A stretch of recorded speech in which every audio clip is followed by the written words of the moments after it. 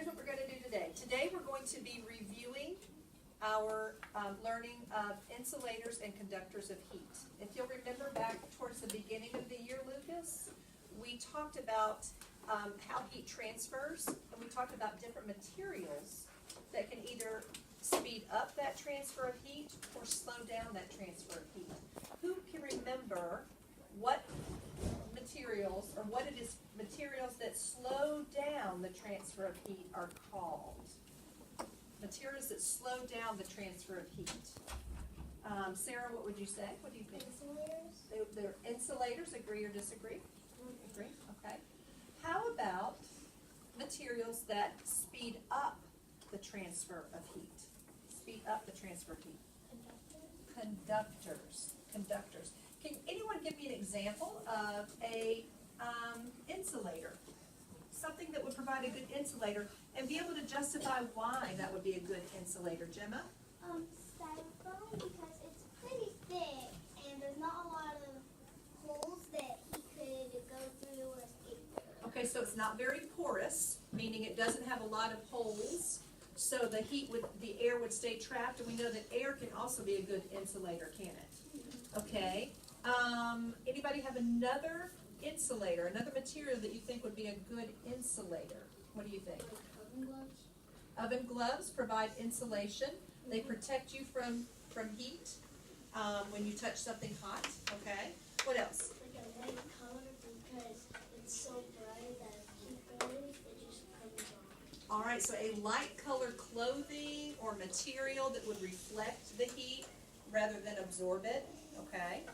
What about, let's switch it now to conductors. Who knows some conductors of heat and why? Precious. Dark Dark. colors.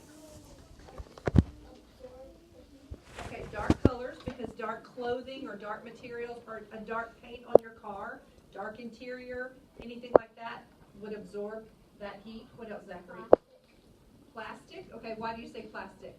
Because when I did plastic, I always have hot cocoa in a plastic cup.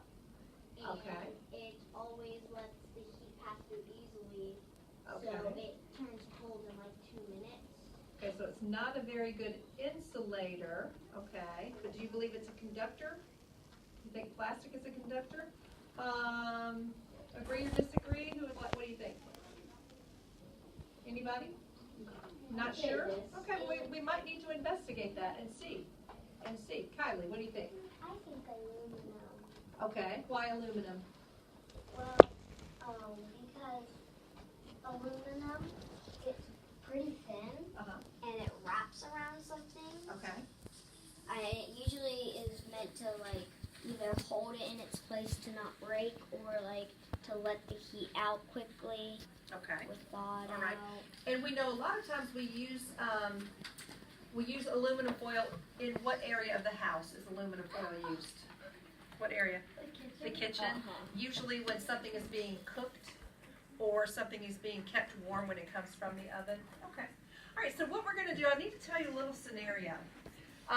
Some news has come through. You know, we've had tons and tons of rain this year, Yeah. and there is a local dog shelter that had some roof damage take place at the shelter. So, they have been asking people in the community to foster the shelter dogs until they can find their forever homes.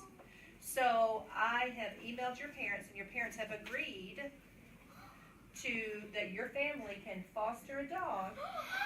However, you must come. Okay, hold on just a moment. I want you to write $150. $150. That is going to be your shopping budget for your materials. I need to explain to you guys, this is a scenario. So this is bringing something that we're studying into a real life situation. Okay? Something that could possibly happen. So pretend that I'm giving you $150 to create your dog shelter.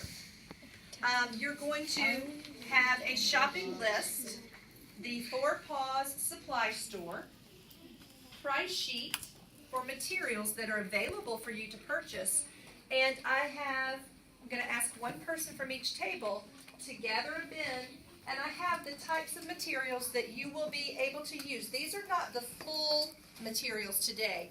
What we're doing today is we're exploring. We're investigating the different types of materials, and you're going to be listing what you think you might like to use, and then getting some prices so you know that you can shop within your $150. Okay? So today is exploration day, not building day. We'll do that later. Questions? Gemma. Are there going to be like little pig puppies that we can take home? We haven't really discussed that, but that's a possibility. Yes. Okay, well, please pass this out to everyone. Can we turn stuff in? Can we turn stuff in and like get a receipt to get our money back if that's not what we want? If you don't want it, oh, that's a good question. That's something we'll have to decide. If you choose an item, and then you decide you don't want it, should you be able to turn it back into the store with a receipt?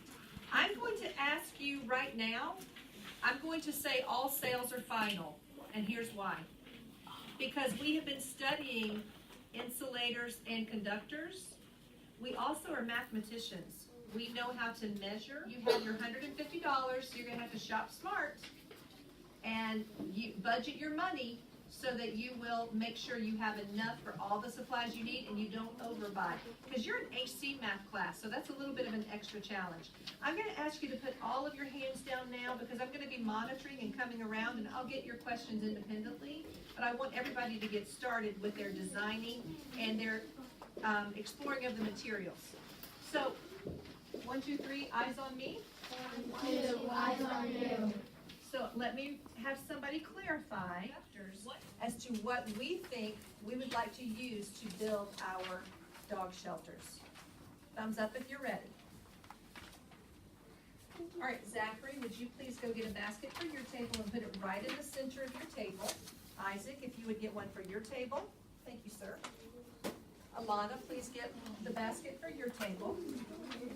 Ishmael, go ahead for your table. Kylie, go get it for your table. Yes. Alright, so I see here some of you, you're systematically going through, Tommy, and you're deciding already what you think you want and don't want, just by a check and an X. Have you guys been feeling the materials and looking through to see what's available? I'm curious how your selection process is going on. How are you deciding what you would shop for and what you wouldn't buy? I think what we're doing is what we need to get first. Okay. Prioritizing. Okay. I like that. So what you think is most important since you're shopping with a budget? You would choose that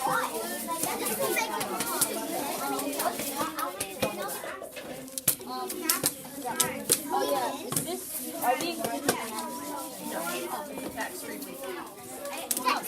our Okay, guys, listen. Kayla had a great question. He said, are we going to be taxed on our items? No, it is a tax-free shopping day. So you are not going to be taxed. All right? But I'm curious over here. How are you deciding? How are you making your decisions? So at Mass take is 50 cents. I probably went in together.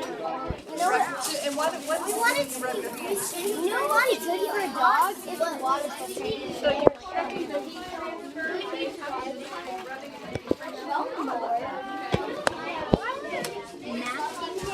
Oh, I find I got Scotch and mine paste. Scotch tape is really good. Scotch tape will break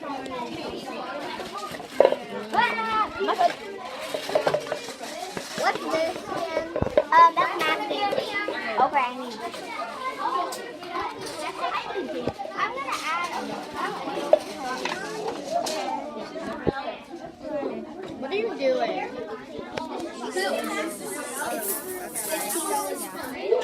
That is felt, yes. This is a